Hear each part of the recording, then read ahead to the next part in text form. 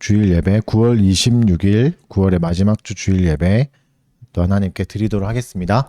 예배로의 부름으로 시작합니다. 여호와의 이름에 합당한 영광을 그에게 돌릴지어다. 제물을 들고 그 앞에 들어갈지어다. 아름답고 거룩한 것으로 여호와께 경배할지어다. 아멘. 우리 주님께 찬양 드리겠습니다. 영광송 시편 124편 찬양합니다. 이스라엘아 말할지어다. 주리 들을 떠나셨다면 원수가 내게 노를 바랄 때 우리 영혼을 삼켰으리라.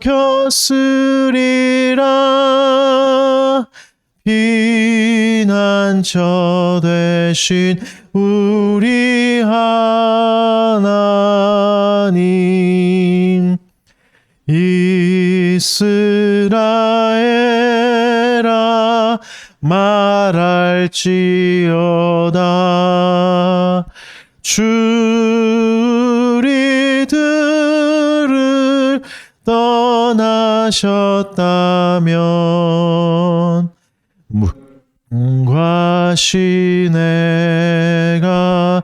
넘쳐 흐를 때 우리 영혼이 잠겼으리라. 하나님 이름 찬송할지라.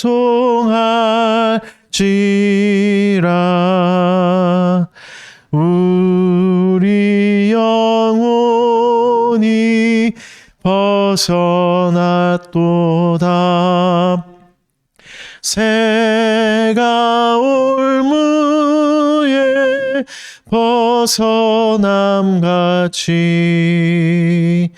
올무를 끊어 자유 주셨네. 우리도 음은 천지 지으신 여호와 이름 위에 있도다. 아멘. 우리 사도신경으로 우리의 신앙을 고백합니다. 나는 전능하신 아버지 하나님 천지의 창조주를 믿습니다. 나는 그의 유일하신 아들 우리 주 예수 그리스도를 믿습니다. 그는 성령으로 잉태되어 동정녀 마리아에게서 나시고 본디오 빌라도에게 고난을 받아 십자가에 못 박혀 죽으시고 장사된 지 사흘 만에 죽은 자 가운데서 다시 살아나셨으며 하늘에 오르시어 전능하신 아버지 하나님 우편에 앉아 계시다가 거기로부터 살아있는 자와 죽은 자를 심판하러 오십니다. 나는 성령을 믿으며 거룩한 공교회와 성도의 교제와 죄를 용서받는 것과 몸의 부활과 영생을 믿습니다. 아멘. 우리 십계명 하나님이 주신 말씀 십계명을 교독하도록 하겠습니다. 1계명은 무엇입니까? 너는 내 앞에 다른 신들을 내게 두지 말라입니다. 2계명은 무엇입니까? 우상 숭배하지 말라입니다. 3계명은 무엇입니까? 너는 내 하나님 여호와의 이름을 망령되게 부르지 말라입니다. 4계명은 무엇입니까? 안식일을 기억하여 거룩하게 지키라입니다. 5계명은 무엇입니까? 내 부모를 공경하라입니다. 6계명은 무엇입니까? 살인하지 말라입니다. 7계명은 무엇입니까? 간음하지 말라입니다. 8계명은 무엇입니까? 도둑질하지 말라입니다. 9계명은 무엇입니까? 내 이웃에 대하여 거짓 증거하지 말라입니다. 10계명은 무엇입니까? 내 이웃의 소유를 탐내지 말라입니다. 10계명을 살펴보았는데 또 10계명을 보면서 우리가 마음으로 지키지 않았고 혹시나 무시하고 있던 것들 그리고 오히려 또 적극적으로 악을 행했던 한 주간을 좀 돌아보면서 하나님께 회개하는 시간, 우리 죄를 공적으로 고백하는 시간, 하나님께 고백하는 시간 한 1분 정도 갖도록 하겠습니다. 사랑하는 주님, 우리 앞에 주신 말씀을 볼 때, 은혜를 생각할 때 하나님 또 악하고 음란했던 죄악들을 용서하여 주시옵소서. 아직도 깨닫지 못하는 죄악들이 십계명을 읽을 때마다, 기억할 때마다 우리의 내면을 비추게 하여 주셔서 하나님 우리의 죄악들을 돌아보게 하여 주시옵소서. 주님, 내 마음에 하나님의 법을 사랑하지 않고 나의 유익과 이익과 순간의 쾌락에 취해서 살아가는 우리의 무익한 마음들 하나님 불쌍히 여겨 주시옵소서. 더럽고 추한 나의 영혼에 하나님 은혜를 베풀어 주셔서 다시 한 번 더 주의 은혜 가운데 갈 수 있게 하여 주시옵소서. 주여, 부모를 사랑하지 못하고 공경하지 못하고 또 이웃의 것을 탐내며 탐욕에 내 모든 걸 내어주며 음란하게 살았던 것 용서해 주십시오. 죄악 가운데 있던 것, 하나님 자족하지 못한 것들, 이웃을 미워하였던 것들, 거짓을 사랑하였던 것들, 하나님 순간적인 감정들에 나의 모든 걸 또 내어버렸던 하나님 그 모든 악들 용서하여 주시옵소서. 우리의 죄악이 너무나 커서 주 앞에 나갈 자격이 없지만 그럼에도 불구하고 우리를 또 은혜의 자리로 초대하시는 하나님의 한없는 은혜에 감격하며 감사하며 이 자리에 또 예배하게 하여 주시옵소서. 주여, 우리의 심령을 기억하여 주시고 하나님 앞에 바르게 반응하게 하여 주시고 점점 더 죄악을 미워하며 하나님께 대해서 살아있는 되게 하여 주시옵소서. 만일 우리가 우리 죄를 자백하면 그는 미쁘시고 의로우사 우리 죄를 사하시며 우리를 모든 불의에서 깨끗하게 하실 것이요. 아멘. 우리 주님께 또 감사의 찬송 드리겠습니다. 시편 9편 1절부터 11절 찬송하겠습니다. 전심으로 여호와께 감사를 드리며 주님의 모든 기사를 전파하리이다. 내가 주를 기뻐하고 즐거워하리니 높으신 주의 이름을 찬송하리이다. 주 나를 변호하시며 보좌에 앉으사 원수 물리쳐 주시며 심판하시도다. 보좌에 앉으신 주는 정직과 공의로 판단하사 악인들을 도말하시도다.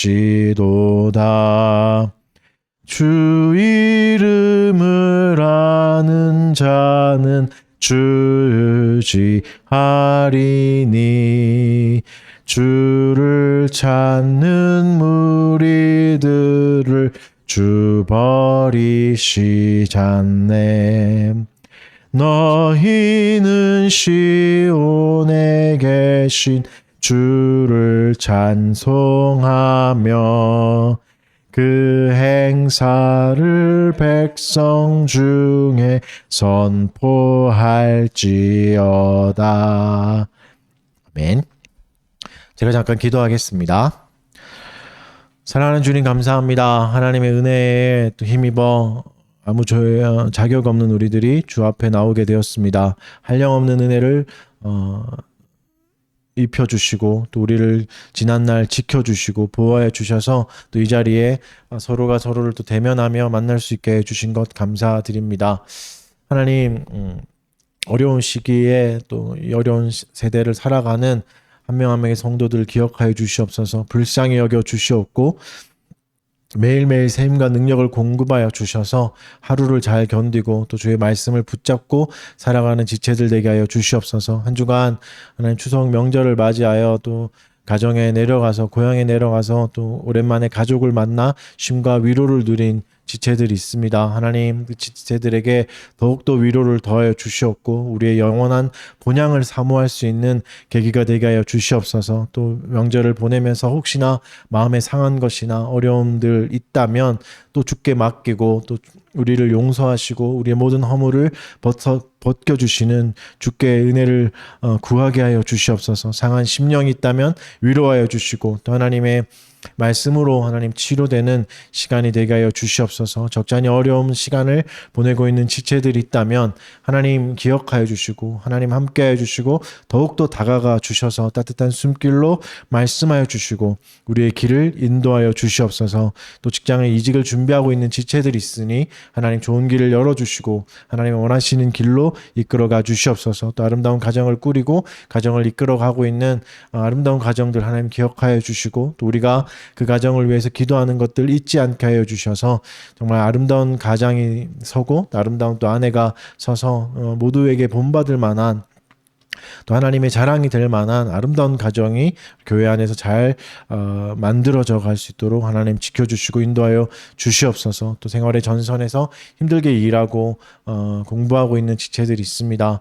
한 사람 한 사람 찾아가셔서 직장의 자리에 가정의 자리에서 또 학교의 학업의 자리에서 주께서 지혜를 더하여 주시고 동행하여 주셔서 그리스도인답게 하나님의 백성답게 잘 살아낼 수 있도록 세임과 능력을 더하여 주시옵소서. 하나님 우리가 어떤 삶을 살았던 간에 주께서 우리에게 새로운 삶을 약속하셨고 또 우리에게 은혜 가득한 삶을 주신다고 말씀하셨사오니 하나님 그것을 의지하여서 말씀을 붙들고 살아갈 수 있게 해 주시옵소서. 우리 사랑하는 지체들 한 명도 낙오되지 말게 하여 주시고 한 명도 낙심하지 말게 하여 주시고 서로가 서로를 돌아보아 또 주님 앞에서 아름다운 공동체를 이루어가고 아름다운 교회를 만들어가서 정말 그리스도가 다스리시는 아름다운 교회가 될 수 있도록 주의 마음을 시원케 하는 여름 냉소와 같은 교회가 될 수 있도록 하나님 매일매일 은혜로 이끌어 주시고 인도하여 주시옵소서. 이 시간에 또 말씀을 듣습니다. 상한 우리의 심령이 회복되게 하여 주셨고 가란 우리의 마음에 끊임없는 생수를 부어주셔서 주님으로 인하여서 해갈되는 은혜의 시간이 되게 하여 주시옵소서. 감사드리며 예수님 이름으로 기도합니다. 아멘. 말씀을 보겠습니다. 오늘은 스가랴 9번째 시간이죠. 9장 전체입니다. 1절부터 17절까지의 말씀 보도록 하겠습니다.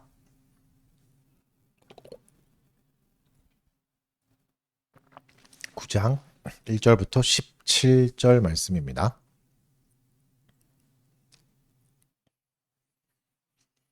제가 한번 읽어드리겠습니다. 여호와의 말씀이 하드락 땅에 내리며 다메섹에 머물리니 사람들과 이스라엘 모든 지파의 눈이 여호와를 우러러 봄이니라. 그 접경한 하맛에도 임하겠고 두로와 시돈에도 임하리니 그들이 매우 지혜로움이니라.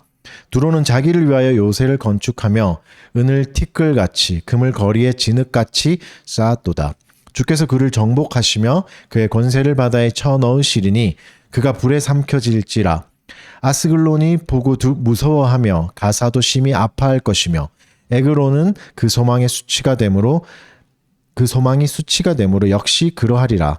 가사에는 임금이 끊어질 것이며 아스글론에는 주민이 없을 것이며 아스돈에는 잡족이 거주하리라. 내가 블레셋 사람의 교만을 끊고 그의 입에서 그의 피를 그의 입 사이에서 그 가증한 것을 제거하리니 그들도 남아서 우리 하나님께로 돌아와서 유다의 한 지도자가 같이 되겠고 에글론은 여부스 사람 같이 되리라.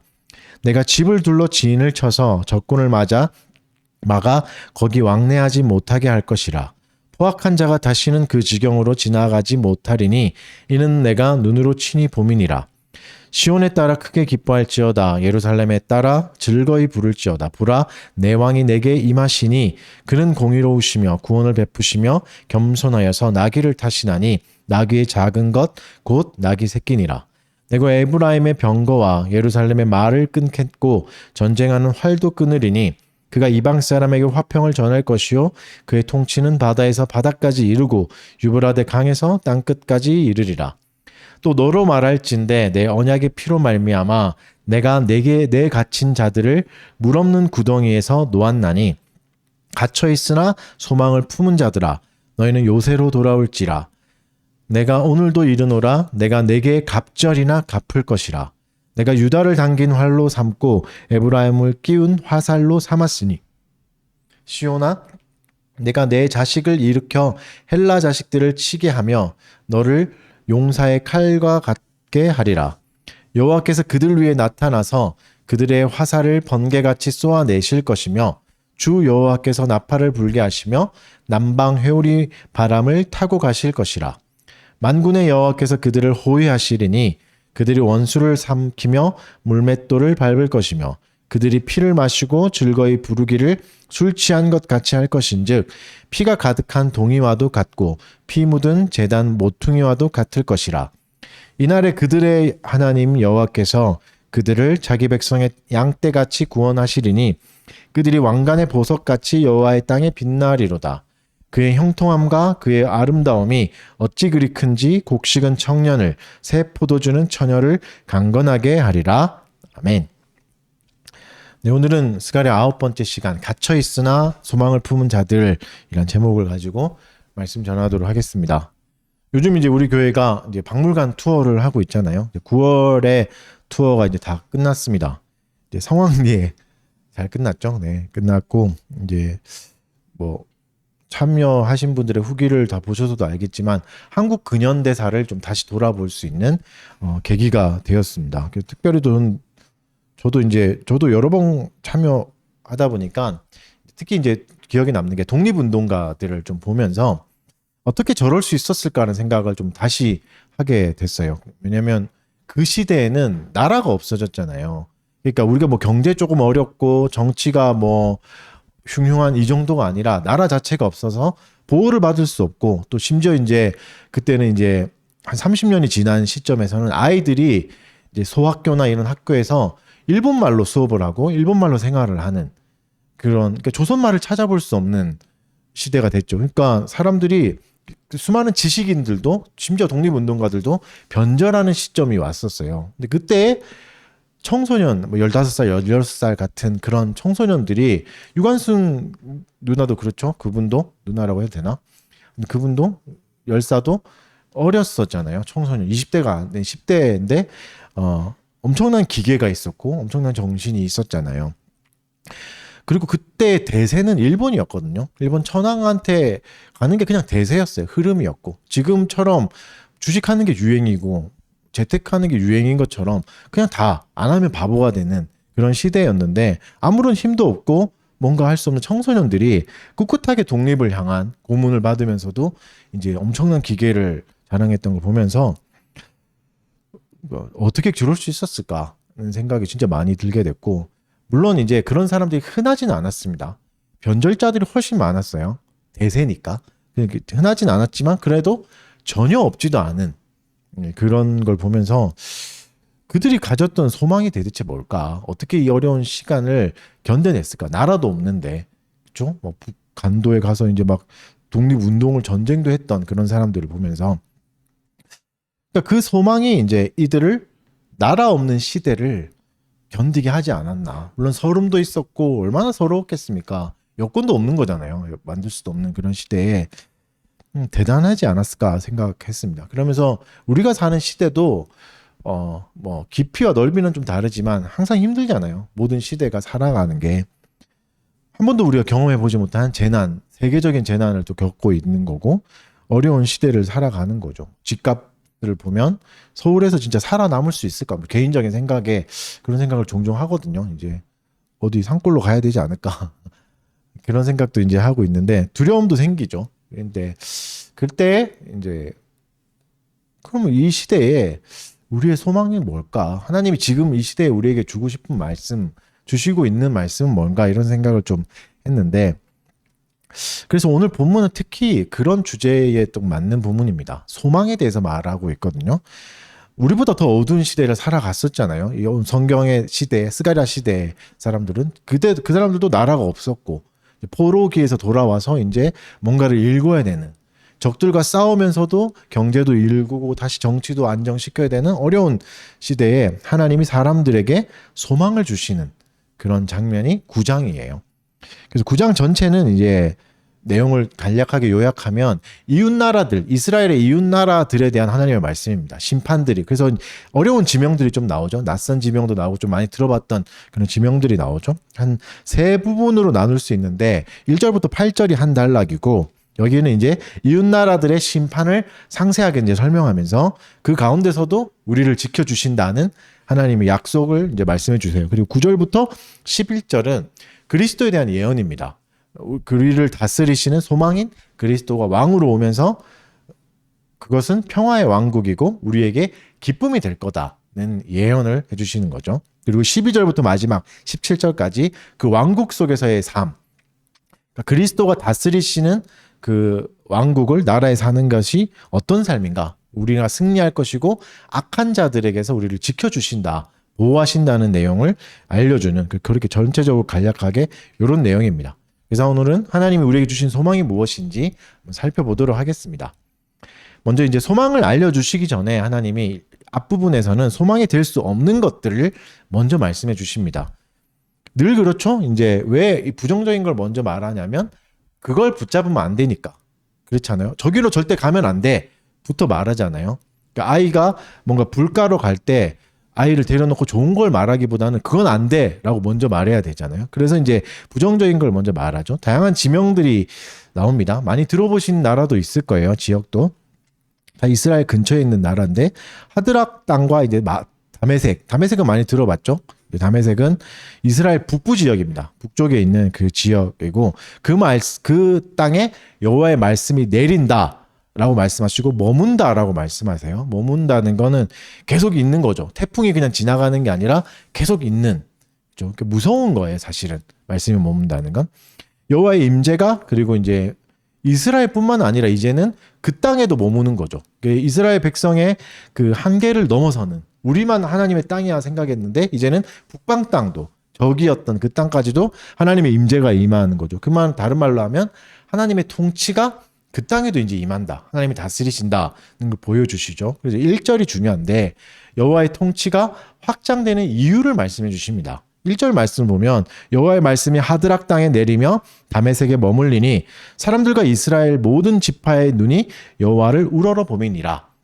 이렇게 돼 있는데 사실 이제 원문을 보면 접속사가 하나 있어요. 가운데. 그러니까 다메섹에 머물리니 사람들과 요 사이에 접속사가 있어서 한글 성경도 잘 표현되어 있는데 요 뜻이 이제 왜냐하면이거든요. 그러니까 이유를 말하는, 영어로 말하면 이제 for나 뭐 because 같은 그런 접속사가 하나 있습니다. 그래서 원문에 가깝게 해석해 보면 하나님의 말씀이 이제 이 땅에 머무는데 이는 사람들과 이스라엘 모든 지파들의 눈이 여호와를 향하기 때문이다라고 말해요. 그러니까 하나님의 말씀이 임하고 통치가 임하는 게 이유가 뭐라고요? 모든 사람들이 여호와를 바라보니까, 하나님을 바라보니까, 눈이 향하니까 라는 거죠. 그러니까 말씀이 임하는 이유가 바라보기 때문이다. 여호와를 바라보기 때문이다. 그리고 이게 첫 번째 단락의 마지막인 8절에도 눈이 하나님을 본다. 우리 눈을 들어 하나님을 본다. 이런 이야기를 해서 이제 수미스 안관으로 인클루지오라고 하죠. 이런 걸 설명하고 있습니다. 그러니까 이게 뭐죠? 하나님을 바라보는 거, 이게 우리가 최종적으로 하게 될 행동, 우리 인생의 궁극적인 목표라고 말하는 거죠. 그래서 헛된 데를 보는 눈을 돌려서 다시 하나님을 바라보게 될 때 우리는 하나님의 통치를 보게 될 것이다. 그것이 임한다라는 약속을 주시죠. 그러면 우리가 바라보고 있던 헛된 것들은 무엇인가? 그것은 이스라엘 주변에 있던 나라들입니다. 강한 나라들을 보면서 이스라엘들이 뭐 했죠? 내심 부러워했어요. 그러니까 부러움이 뭐죠? 부러우면 따라하게 되잖아요. 우리가 유행을 따라가는 것처럼 저렇게 보면 좋아 보이니까, 멋있어 보이니까 따라가잖아요. 대세와 흐름들을 따라가는 것처럼 그들을 부러워했죠. 2절에 나오는 이제 두로와 시돈은 북쪽에서 이제 완전히 그 지중해 쪽에 있는 해안 도시입니다. 두로와 시돈은 특히 이제 두로는 바닷가에 있었고 약간 섬 같은 지형입니다. 방파제가 있고 약간 땅이긴 하지만 섬과 같은 느낌의 지형이어서 3절의 표현대로 든든한 요새가 있었어요. 굉장히 강한 도시였고 요새가 있었고 해상 무역이 활발해서 이제 북쪽에 있는 땅들을 그 나라들 대상으로 이제 했기 때문에 그러니까 돈이 많았겠죠. 그러니까 일단은 안정적이잖아요. 정치적 안정이 있는 거잖아요. 적들이 와도 쉽게 못 들어가는 곳이 있었고 무역이 활발하니까 3절의 표현 되게 재밌는 표현이 있죠. 은이 티끌같이 많았다. 은이 되게 티끌 같고 금이 거리에 진흙같이 흔했다. 무슨 말이죠? 부와 권력을 동시에 누렸다는 거죠. 사실 우리가 제일 부러워하는 부분이잖아요. 실제로 이제 두로가 에스겔서에도 나오거든요. 그 바벨론의 느부갓네살 왕 아시죠? 가장 강했던 왕이 두로를 치려고 할 때 실패했던 이야기가 에스겔 29장 18절에 나와요. 그리고 실제로 역사적 자료를 보면 13년 동안 바벨론에 버텨요. 그렇죠? 이스라엘은 한순간에 무너진 바벨론을 13년을 버틴 거죠. 대단한 거거든요. 물론 13년 지난 다음에 이제 무너지긴 했지만 엄청난 시절을 버틴 거죠. 그러니까 해상무역으로 돈도 쌓았고 지형적 이점도 있으니까 오랜 시간을 버틸 수 있었던 것이죠. 근데 이들을 하나님이 뭐라고 평가하시는지 이걸 잘 봐야 됩니다. 2절에 보면 매우 지혜로웁니다. 이렇게 말합니다. 지혜롭다고 말해요. 근데 이건 칭찬이 아닙니다. 왜냐면 지금 심판을 얘기하고 있거든요. 3절과 보면 그러니까 이게 좋은 평가가 아니에요. 그러니까 무슨 말이죠? 비꼬는 말인 거죠. 사실 실제로 그들은 간교했습니다. 무역을 하면서 돈을 굉장히 많이 쌓았다는 것은 속임도 많았고 이런저런 걸 많이 했던 거죠. 그래서 이익을 많이 얻을 수 있었던 거죠. 지금도 그렇잖아요, 여러분.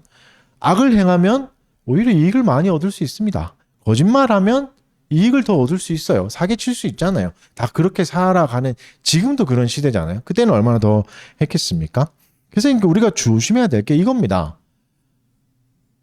이게 왜 이렇게 지혜로움이라고 표현했을까? 간교함을. 우리가 그렇게 생각하거든요. 간교함을 지혜라고 생각하고 있는 거죠. 하나님의 율법을 지키는 건 어리석어 보이는 거죠. 반대로. 하나님의 말씀을 따라가는 건 바보같이 보이거든요. 그래서 더 쉬운 길이 보여요. 간편하게 생각할 수 있는 거죠. 사실 좀 부정적으로 비꼬듯이 말하면 똑똑하고 잘나서 법을 어기는 거죠. 불법을 행하는 것을 지혜롭다고 생각해요. 그렇죠? 법의 이점을, 법의 그 사이를 찾아내는 걸 지혜롭다 생각하는 시대를 살고 있잖아요. 우리는 그렇게 또 살아가잖아요. 길을 지나갈 때 무단횡단하면 빨리 가잖아요. 거짓말하면 위기를 모면할 수 있잖아요. 나에 대한 나쁜 평가를 피할 수 있잖아요. 예배도 그렇죠. 우리가 그냥 온라인으로 예배 드리면 편하게 드릴 수 있잖아요. 주일을 어떻게 쓰죠? 그래서 거의 사실 한국교회에 거의 주일이 사라진 것 같은 느낌인데 주일도 그냥 놀러 다닐 수 있죠. 어디 있든지 온라인 할 수 있으니까. 사실 이게 거짓말이거든요. 온전히 주께 예배를 드리지 않으면서 할 수 있는. 근데 여러분 한번 생각해 보십시오. 많이 편리해졌죠. 많이 편리해지고 내 삶이 좀 더 나아지죠. 거짓말하고 그렇게 살면. 근데 이게 진짜 하나님이 원하시는 삶인가? 하나님이 칭찬하실 만한 일인가? 고민해 봐야 됩니다. 그래서 너 오늘 예배 잘 드렸다. 그러니까 온라인 예배가 나쁘다는 말이 아니라 그 좋은 도구를 얼마나 악용하고 있는가 하는 거죠. 두로는 어떤 나라죠? 안전하고 풍성한 삶을 살았습니다. 우리가 다 원하는 게 그거잖아요. 삶의 안정이잖아요. 풍성한 그걸 얻었다고요. 그걸 누리고 살았어요. 그런데 결과가 어땠죠? 하나님 무섭게 심판하세요. 그의 권세가 바다에 처박혔다. 그 말하죠. 그 자신을 보호해준 게 바다였거든요. 근데 권세가 그 바다에 처해버렸고 난공불락의 성은 어떻게 되냐면 하나님이 태워버리세요. 불에는 당할 자가 없어요. 아무리 대단한 성도 불타버리면 다 사라지죠. 대단한 기세도 꺾여버리잖아요. 이 시대에도 그렇잖아요. 지금도 산불이 일어나서 나라가 휘청거리잖아요. 그렇죠? 엄청난 산불을 아직도 우리의 기술이 이만큼 발전했는데도 산불 못 막아요. 그 진압하는데 엄청난 힘이 들잖아요. 그 시대에도 그랬던 거죠. 불로 다 태워버리시는 거죠. 대단한 기세도 꺾여버렸습니다. 사랑하는 성도 여러분, 지혜롭다고 오해하지 마십시오. 심판이 있는 길이라면 지혜롭다고 그 길로 가지 마십시오. 그걸 지혜롭다고 포장하지 마십시오. 나는 현명하다고, 나는 더 똑똑하다고, 저 바보들보다 내가 더 낫다고 스스로 포장하지 마십시오. 간교한 겁니다. 말은 바로 해야죠. 간교한 거죠. 아스글론과 에글론, 아스돗을 또 봅시다. 이름이 비슷해서 헷갈릴 수 있는데 아스글론은 특히 이제 유명했던 게 유대인들에게 적대적인 적국이었어요. 근데 이들이 심판을 보면서 두려워합니다. 그러니까 두로와 시돈의 심판을 보면서 아스글론도 겁을 먹는 거죠. 왜죠? 5절에 보면 그 소망이 수치가 되었기 때문에. 왜죠? 이들도 부러워했던 게 두로와 시돈의 삶이었거든요. 안정적이고 빠르게 가고 그냥 적당히 속여 먹으면서 적당히 타협하면서 적당히 죄를 지으면서 부자가 되는 여러분, 나의 지혜로움이, 내가 추구하는 안락한 삶이 수치가 될 수 있습니다. 하나님 앞에 되게 부끄러울 수 있는 거죠. 오해하지 마십시오. 편한 삶을 누리지 말라는 게 아닙니다. 안정적인 삶을 추구하지 말라는 게 아닙니다. 그걸 소망으로 삼지 말라는 거죠. 집값이 올라서 너무 두렵죠. 근데 집 사는 게 우리의 유일한 소망이 돼서는 안 돼요. 서울에서 살아남는 게 소망이 돼서는 안 되는 거죠. 퇴사하는 게 소망이 돼서는 안 됩니다. 그죠? 퇴사. 여러분의 직장 상사가 저한테 얘기한 건 아니고, 퇴사를 할 수 있죠. 근데 그게 소망이 아니라는 거죠. 이혼이 소망이 됩니까? 그죠? 뭐 아직 결혼한 지 얼마 안 돼서 이혼을 꿈꾸는 분은 없겠지만, 이혼이 소망이 되지도 않습니다. 왜냐하면 그 소망은 왜죠? 부끄러운 것이 되니까. 언젠가 하나님 앞에 부끄러운 게 되니까. 막상 이룬다고 해도 아무것도 보장이 되지 않습니다. 두로와 시돈이 이뤘어요. 평안한 삶과 우리가 꿈꾸는 안정하고 누구나 부러워하는 엄청난 부를 이루었지만 끝에는 어떻게 되죠? 바다에 던져지고 불타버립니다. 수치스럽게 돼버리는 거죠. 여러분이 생각하는 소망을 한번 생각해 보시죠. 더 좋은 직장에 가고 더 많은 연봉을 받고 뭐 더 좋은 안정적인 가정을 꾸리면 더 좋은 사람이 되는 게 아니에요. 세상이 더 아름다워지는 것도 아닙니다. 기쁨이 더 넘치는 것도 아닙니다. 여러분의 소망은 뭡니까? 그 소망을 자랑할 수 있습니까? 나는 이런 소망을 가지고 삽니다라고 자랑할 수 있습니까? 100년 전 이 땅에 살던 청소년이었던 우리 조상들은 광복이 소망이었어요. 그 소망을 자랑할 수 있었어요. 기꺼이 자신의 삶을 버릴 수도 있었고 버틸 수도 있었던 거죠. 헛된 것을 갈망하지 마십시오. 그 끝은 비참합니다. 7절에서는 이걸 다시 지적하는데 특이한 표현을 써요. 그의 입에서, 이제 바벨론을 말하는데 그의 입에서 그의 피를 그의 입 사이에서, 이빨 사이죠. 이빨 사이에서 그 가증한 것을 제거하신다. 이게 무슨 말이죠? 입에 피가 있었고 이빨 사이에 가증한 것이 껴 있었다. 이것은 이제 블레셋의, 바벨론이 아니라 블레셋입니다. 블레셋의 이교적인 제사 행위를 말하는 겁니다. 그들은 제사를 지내고 제물에 피까지 먹었어요. 이스라엘의 제사와는 다르죠. 피를 흘리긴 했지만 피를 먹진 않았죠. 하나님이 금지하셨잖아요. 그러니까 이교적 제사가 뭐예요? 우상 숭배입니다. 10계명 몇 계명이죠? 뭘 하셨죠? 그렇죠? 네. 대답할 가치가 없죠. 이런 질문은. 그러니까 하나님이 아닌 것을 소망으로 삼는 것, 이게 뭐죠? 이게 우상 숭배고 그건 구원이 될 수 없습니다. 그러니까 사용하지 말라는 게 아니에요. 헛된 것을 소망 삼지 말라는 거죠. 구원이 없는 것은 뭔 거죠? 도구예요. 도구일 뿐이지 내 삶의 최종 목표가 되어서는 안 됩니다. 좋은 집, 좋은 차, 좋은 직장, 평안한 가정이 최종 목표가 되어서는 안 되는 거죠. 그것은 하나님을 추구하면서 부수적으로 누리는 것뿐입니다. 누리되 그 안에 구원이 없다는 것은 날마다 되새겨야 됩니다. 왜죠?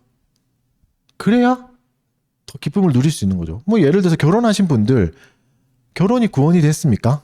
근원적인 문제가 해결되고 더 나은 사람이 됐습니까? 그런 사람도 있겠죠. 그렇죠? 뭐 누구나 다 불행한 인생을, 결혼 생활을 하는 건 아니니까.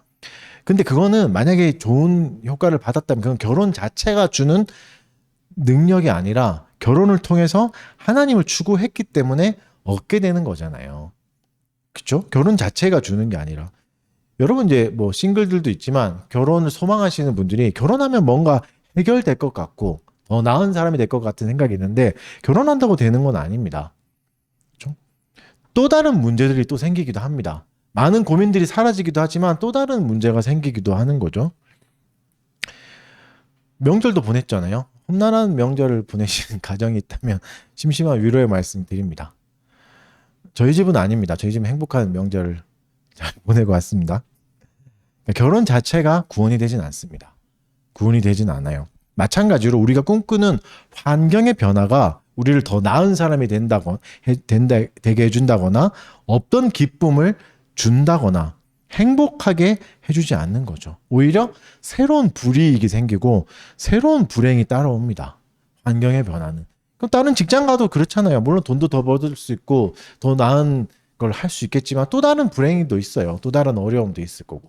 그걸 우리가 생각해야 되는 거죠. 그러니까 땅의 것을 잘 사용하고 누리되 그것에 인생을 걸지는 마십시오.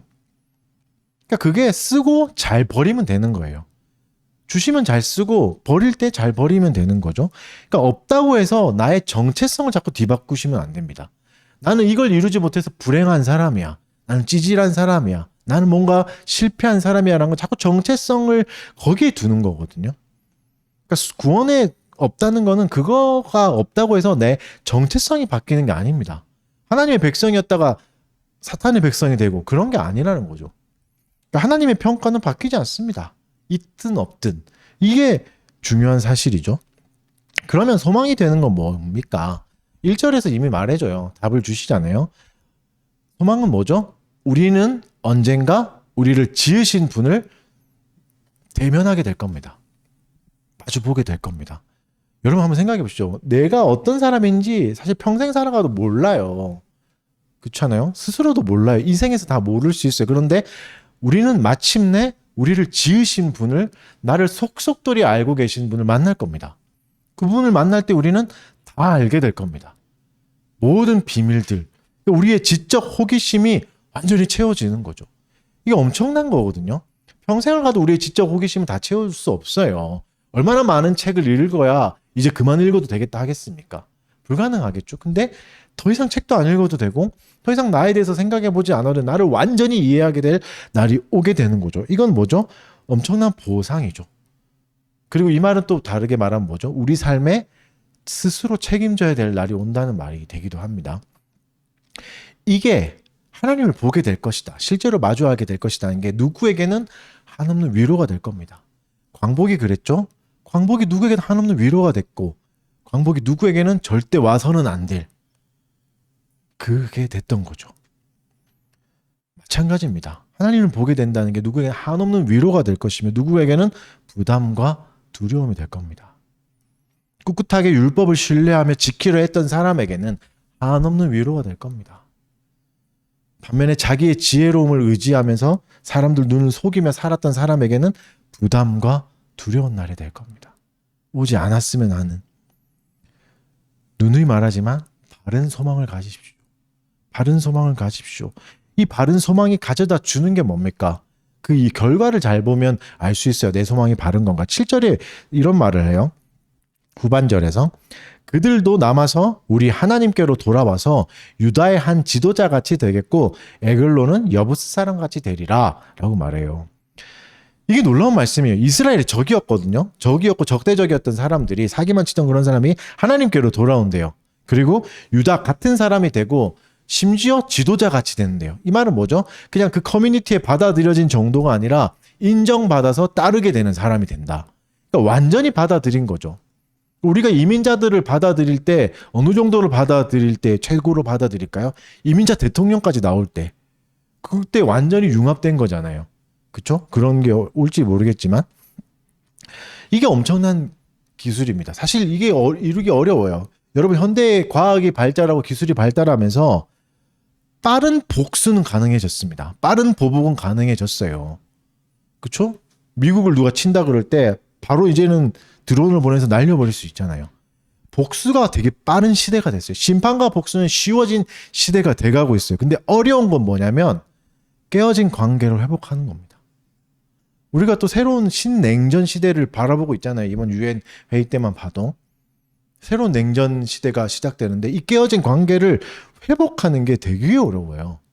엄청난 기술과 우주도 갈 수 있는, 여행할 수 있는 시대가 됐지만 깨어진 관계는 회복되지 않습니다. 원수와 화평하는 것은 너무 어렵습니다. 잠깐 이익이 맞을 때는 화평할 수 있지만 안 되는 거죠. 이건 엄청난 돈을 들이고 시간을 들여도 잘 안 됩니다. 왜죠? 서로의 이익이 너무 다르거든요. 추구하는 게 너무 다르니까. 그런데 하나님은 평화를 이루십니다. 단서 조건은 뭐죠?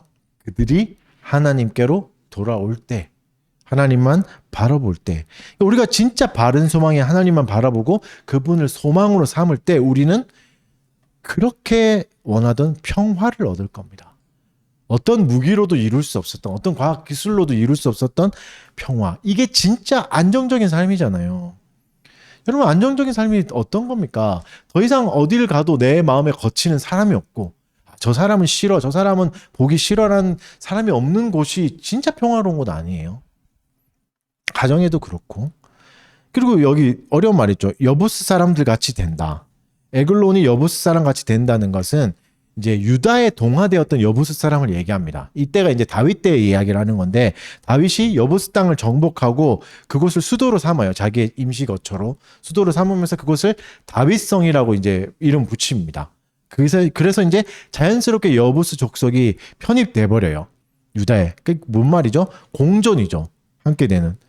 그러니까 멸망은 쉽게 볼 수 있습니다. 여러분, 나라가 망하고 뭐 이렇게 하는 거는 우리가 지금도 볼 수 있지만, 공존하는 거, 민족들이 공존하는 건 쉽게 찾아볼 수 없어요. 엄청난 대가와 희생이 필요해요. 근데 이게 어떤 게 이룬다고요? 하나님을 바라보는 삶이 이것을 이루어 준다고 하는 겁니다.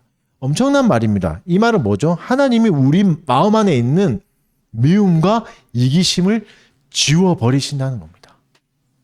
여러분, 이게 지워지는 게 어렵잖아요. 8절에 보면 이런 말씀하세요. 포학자가 다시는 그 지경으로 지나가지 못하니. 무슨 말이죠? 포학자는 우리에게 상처를 줬던 사람입니다. 우리를 괴롭히고 뺏었던 사람들에서 우리를 보호해 주신다는 거죠. 그러니까 엄청난 약속을 해주십니다. 평화를 이룰 거고, 너희가 상처가 남지 않을 거고, 그러니까 어떤 트라우마나 저 사람 보면 내 과거의 상처가 떠올라서 싫어, 이런 게 없어진다는 거죠. 완전한 PTSD 이런 것도 사라지게 하시는 거죠. 근데 이걸 뭘 보고 믿을 수 있는가? 하나님이 보증으로 영원한 왕을 보내주십니다. 네가 하는 게 아니야 라고 말씀해 주세요. 이게 얼마나 큰 위로입니까? 너희가 그런 나라를 만들라가 아니라 내가 보내는 왕이 너희에게로 가고 그 왕이 너를 다스릴 때 이것이 이루어질 거다. 그 왕은 이걸 이룬다 라고 말씀이죠. 그분은 평화를 이루시고 모든 공격에서 우리를 지켜주신다고 약속하십니다. 그래서 우리는 이제 우리를 다스리실 왕을 바라봐야 됩니다. 그분의 모습을 자세히 묘사해 주죠. 구절이 되게 유명한 구절이죠. 읽어드릴게요. 제가. 시온에 따라 크게 기뻐할지어다. 예루살렘에 따라 즐거이 부를지어다. 보라, 내 왕이 내게 임하시나니 그는 공의로우시며 구원을 베푸시며 겸손하여서 나귀를 타시나니 나귀의 작은 것 곧 나귀 새끼니라. 유명한 구절이죠. 그렇죠?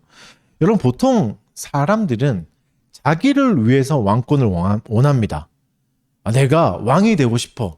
그 이유를 들어보면 뭐죠? 나라를 다스려보고 싶은 거죠. 큰데 서보고 싶고 정점에 한번 서보고 싶은 마음이 있잖아요. 여러분이 어릴 때 꿈이 많은 사람이 대통령이었을 거 아닙니까? 왜 그랬죠? 가장 대단해 보이니까. 가장 높아 보이니까.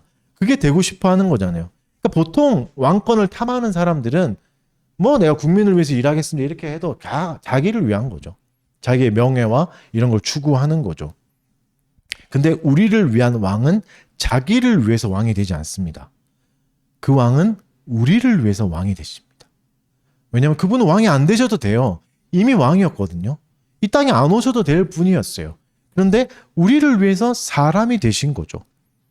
그리고 우리를 구원하려면 능력이 있어야 됩니다. 그렇죠? 왕이 되려면, 백성을 구원하려면 능력이 있어야 되죠. 옛날 그 이스라엘 당시로 보면 대단한 왕이 되려면 전투력이 있어야 되죠. 전쟁을 이끌 수 있어야 되고 군사를 잘 이끌 수 있는 리더십도 있어야 되고 잘 싸워야 되잖아요. 그 왕이 되는 거죠. 풍성한 능력과 재산이 있어야 백성을 살릴 수 있어요. 근데 우리에게 오는 왕은 그런 왕인 거죠. 우리를 구원하실 수 있는 풍성한 왕이에요. 근데 하나님 우리에게 오신 왕은 구원을 베풀 수 있다고 약속하시면서 그 모습을 묘사하시는데 나귀를 탄다고 말씀하십니다. 그것도 나귀 새끼를.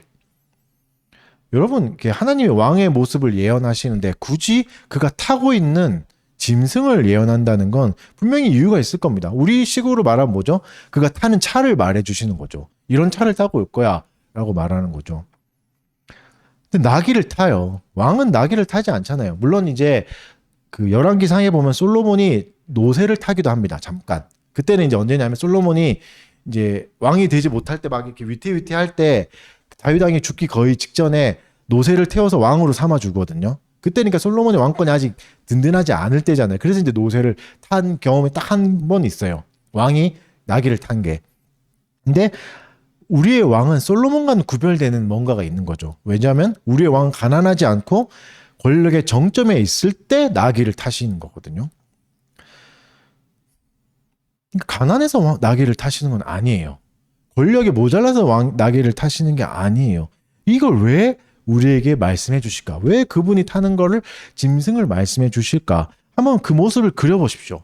나귀를 타고 있는 그리스도의 모습을 한번 그려보십시오. 낡은 옷을 입고 피곤한 얼굴을 하면서 피골 입어 상접한 얼굴이었겠죠. 그러면서 나귀를 타는 모습은 누가 봐도 왕의 모습이 아닙니다. 누가 봐도 평민의 모습이죠. 장사꾼이나 그리고 새끼를 타잖아요. 건강한 나귀도 아니고 그냥 어린 아주 작은 낮고 천하고 낮은 백성의 모습이에요. 이게 엄청난 은혜거든요. 왜냐하면 이 모습이 그냥 흔한 백성과 하나도 구별되지 않아요. 구별되지 않아요. 여러분 이거는 마치 선거철만 되면 막 정치인들이 시장 가서 오뎅 먹는 코스프레하는 이런 모습이 아니라 그리스도의 전 삶을 한 장면으로 하나님 말씀해 주시는 거죠. 우리를 위해서 오는 왕의 모든 삶을 한 장면으로 보여주세요. 가장 큰 특징이 뭐죠? 너무 겸손하셔서 우리와 구별되지 않습니다. 여러분 우리는 조금만 잘났어도 조금만 학벌 좋아도 구별하고 싶어 해요. 그런 말 있잖아요. 서울대 가면 뭐 출신 고등학교로 또 막 구별하고 이런다고. 조금만 좋은 고등학교 나와도 구별하고 싶어요. 나는 너와 노는 물이 달라. 조금만 부가 돼도 차를 바꾸고 싶어요. 클래스가 다른 걸 보여주고 싶거든요. 같이 되는 거는 같이 싸잡아서 한 몸이 되는 걸 되게 싫어합니다. 돈이 많아질수록 권력이 강할수록 그렇잖아요. 근데 어떻게 하시죠? 우리의 왕은 기꺼이 우리와 같은 모습이 되십니다. 그래서 절대 구별이 안 되게 가장 낮은 백성이 되셨습니다. 왜요? 왜 이렇게 하셨죠? 자기 백성의 눈이 하늘로 향하게 하려고, 하나님께로 향하게 하려고. 여러분 그런 메시아를 한번 생각해 보십시오. 그런 정치적 지도자를 한번 생각해 보십시오. 우리가 진짜 같은 모습이 된, 그냥 선거철에만 나와가지고 막 이렇게 말하는, 그렇죠? 저는 집이 없어서 청약통장을 만들어 본 적 없습니다. 이렇게 말하면 가슴이 무너지잖아요. 그런 사람이 아니라 실제로 우리와 똑같은 고초를 다 겪고 아둥바둥 사는 그분이 우리의 메시아라면, 그렇다면 여러분 무슨 일이 생기는 거냐면 다른 메시아는 성에 차지 않아요. 대단한 말을 타고 백마를 타고 오는 그런 휘황찬란한 메시아에게는 오히려 눈길 가지 않습니다. 그런 메시아를 진짜 만나고 경험하면, 그런 지도자를 진짜 경험하면 대단한 권력들 오히려 싫어져요. 쟤는 딴 세상 사람이구나. 나와 상관없는 사람이야. 자기를 위해 왕이 되는구나. 이렇게 되는 거죠. 나를 위한 왕이 아니구나가 되는 거죠. 여러분 우리는 대단한 차를 타고 대단한 권력을 가진 리더들을 많이 봐왔습니다. 그러나 그들은 우리의 메시아가 될 수 없었습니다. 그들에게서 구원을 찾을 수가 없었습니다. 여러분 우리의 모습, 스스로의 모습이 어떻습니까? 사회에서 낮은 모습으로 사는 게 절망스럽습니까? 누구에게 갑질당하고 싫은 소리 듣고 비굴하게 웃어야 되고 비굴하게 비율을 맞춰야 되는 모습이 괴롭습니까? 그렇다면 우리의 왕을 보십시오. 우리의 왕은 똑같은 모습으로 오셨습니다. 가장 약자가 돼서 나기도 못하고 나기 새끼를 타는 모습으로 평생 그렇게 사셨어요. 작정하고 이 땅에 오셨다고요. 안 와도 될 뿐이. 기꺼이 낮은 모습으로 사셨습니다. 대단하고 화려한 삶이 아니라 작고 초라한 모습으로 와서 우리의 위로가 되어 주셨어요. 우리 위로하려고 그런 모습을 가지셨다고요. 본인의 걸 모든 걸 다 버리시고. 다윗과도 달라요. 다윗은 무력으로 여부스를 통합시켰다면 그리스도는 평화로 통합시키십니다. 전쟁 없이 평화를 이뤄내십니다. 융합을 이뤄내십니다. 폭력이 아니라 평화로 다스립니다. 역사상 대단한 리더는 엄청난 카리스마로 폭력으로 다스렸어요. 무섭게. 자기 말을 어기면 죽여버리고 엄청난 걸, 그걸 두려워하면서 우리는 따라가게 되죠. 근데 그리스도는 그렇지 않습니다. 세상은 어떻습니까? 더 강해져야 되지 않아요? 더 능력을 가져야 되잖아요. 근데 이런 세상에서 그분은 모든 힘을 버려버리셨습니다. 아무 힘없는 우리들의 소망이 되어 주시려고. 위로가 되어 주시려고. 본문은 이런 표현도 써요. 물 없는 구덩이에서 꺼내 주신다. 건져 주신다. 무슨 말이죠? 물 없는 구덩이는 깊은 웅덩이에요. 물이 없어서. 그래서 툭 들어가 버리면 소리를 질러도 들리지 않는. 그러니까 그것에 빠지면 어떻게 되죠? 절대 자기 힘으로는 나올 수 없습니다. 기적적인 도움이 없으면 나올 수 없는 게 물 없는 구덩이입니다. 누가 지나가지 않으면 우연이라도 그러면 나는 절대 살 수 없는 곳이죠. 근데 그곳에서 하나님 우리를 꺼내 주신다는 거죠. 그리고 뭘 말하죠? 언약의 피를 잊지 않는다.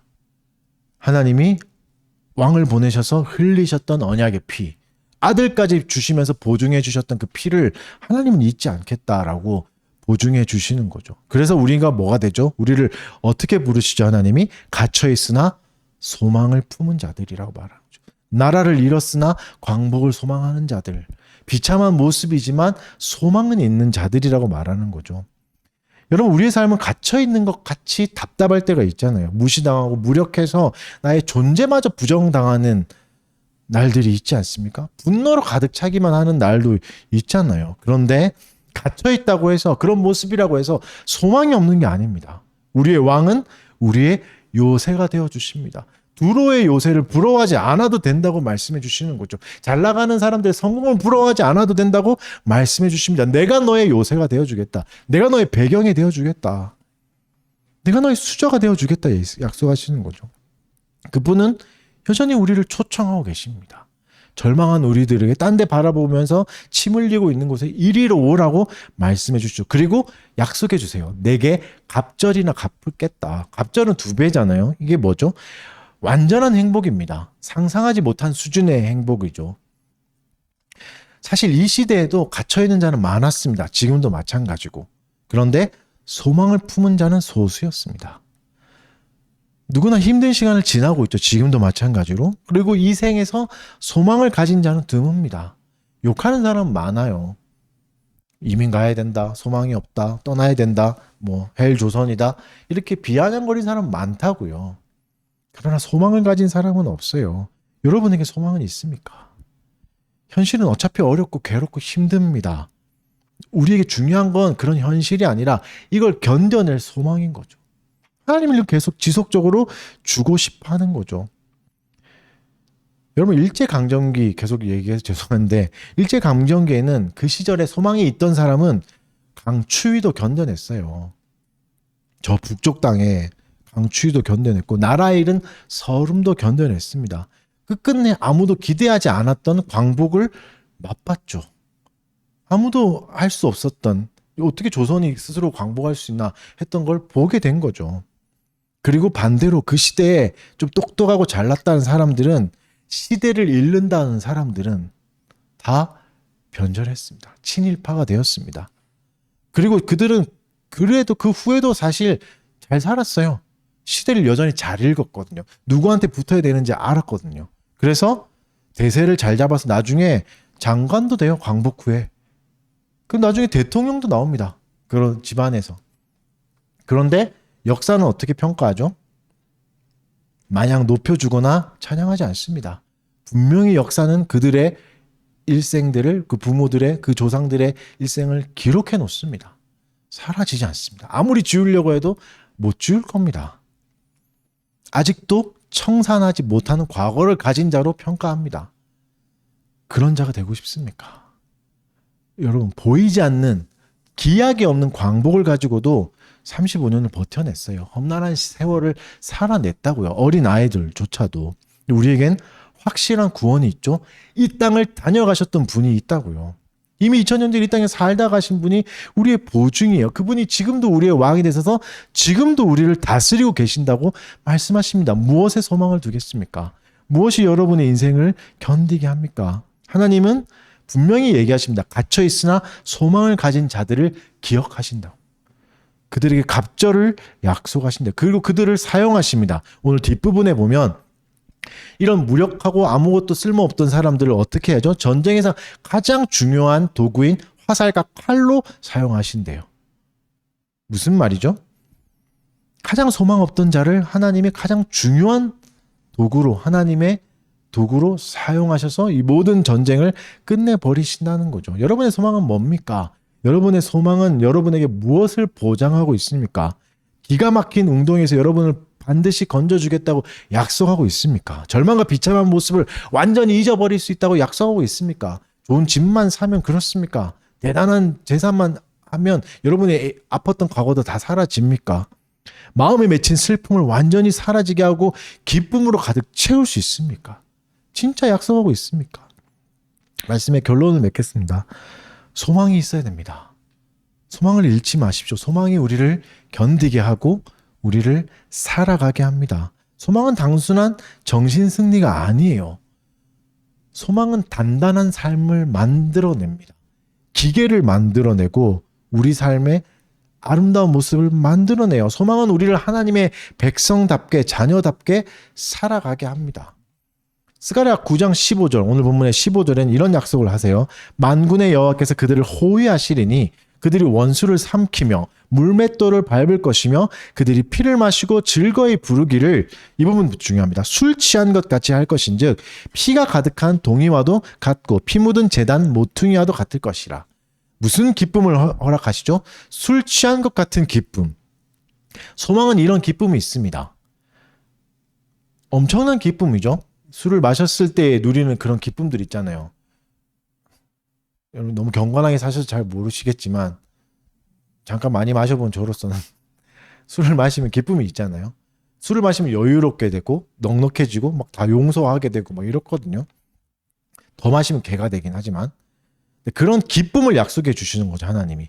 이 땅에서 흔하지 않는 엄청난 기쁨을. 근데 이 기쁨은 한 가지 모습이 더 있습니다. 제단 모퉁이와도 같을 것이다 라고 말해요. 이게 뭐죠? 제사를 지는 제단 모퉁이면 그 옆에서 누렸던 기쁨. 이게 어떤 기쁨이요? 술 취한 기쁨. 이 기쁨은 나 혼자 골방에서 누리는 기쁨이 아니라 제단 모퉁이인 하나님 앞에서 누리는 기쁨입니다. 세상에 절제 없는 기쁨과 또 달라요. 술 먹은 기쁨이 마냥 좋아할 수 없는 게 파괴하기도 하거든요. 자기를 파괴하기도, 이웃을 파괴하기도 하는데 하나님 앞의 기쁨은 거룩을 만들어냅니다. 이 기쁨이요. 이게 뭐죠? 이웃을 유익하게 해요. 이 기쁨은. 그리고 아주 작은 자에게까지 풍성함을 나눠줍니다. 오늘 본문에서는 처녀와 총각까지도, 청년에게까지도 주신대요. 사랑하는 성도 여러분, 소망을 품으십시오. 소망을 가지십시오. 바라보십시오. 그게 우리를 사랑하게 할 것이고, 그게 우리를 더 여유 있게 할 것이고, 우리 주변에 있는 이웃을 사랑하게 할 겁니다. 그리고 그 소망은 반드시 우리의 삶에 화평을 이룰 겁니다. 평화 없는 이 세상에 유일하게 화평을 이룰 거라고요. 모든 사람이 그걸 보게 될 것입니다. 이 소망을 잘 붙드시는 별빛교회 성도 되시기를 바랍니다. 아멘. 찬송합시다. 시편 147편 1절부터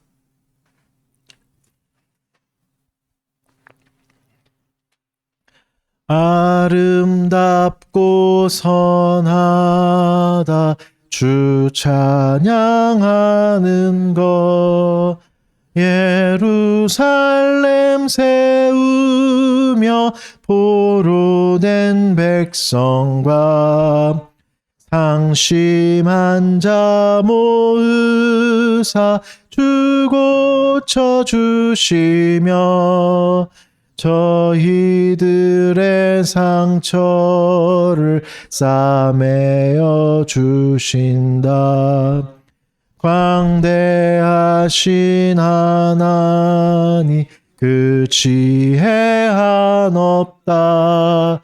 별들을 계수하고 그 이름 부르니 겸손하고 낮은 자 붙들어 주시고 교만하고 악한 자 물리치시도다.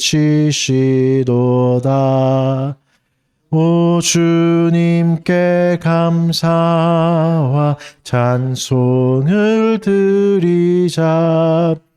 하늘에는 구름과 땅에는 단비 예비하사 온 땅에 생명을 주시며 새들과 들짐승도 먹이시는도다. 여호와는 세상 자랑하는 것과 사람 의지하는 것 기뻐 아니하네. 오직 주 경외하며 그 인자하심을 바라는 모든 자를 기뻐하시도다.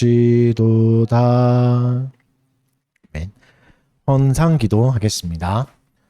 사랑하는 주님 감사합니다. 또 하나님 우리가 말씀을 듣고 한 주간 또 잘 살아오면서 또 주님이 주신 재물 얻을 힘을 이용하여서 얻은 재물들 또 하나님께 돌려드리게 해주신 것 감사드립니다. 하나님 귀한 재물 드린 지체들 기억하여 주시고 드리지 못한 지체들도 기억하여 주셔서 재물 얻을 힘을 주시는 우리의 공급자 되신 하나님을 기억하게 해주시고 하나님 의지하게 해주셔서 이것들을 잘 나누고 좀 아끼며 많은 사람들을 살리는데 잘 쓸 수 있게 해 주시옵소서. 수고롭게 일한 지체들에게 위로를 주시고 하나님의 말씀을 더욱 사랑하게 하여 주셔서 주를 따라갈 수 있는 귀한 백성되게 은혜 내려 주시옵소서. 감사드리며 예수님 이름으로 기도합니다. 아멘. 강복 선언하겠습니다.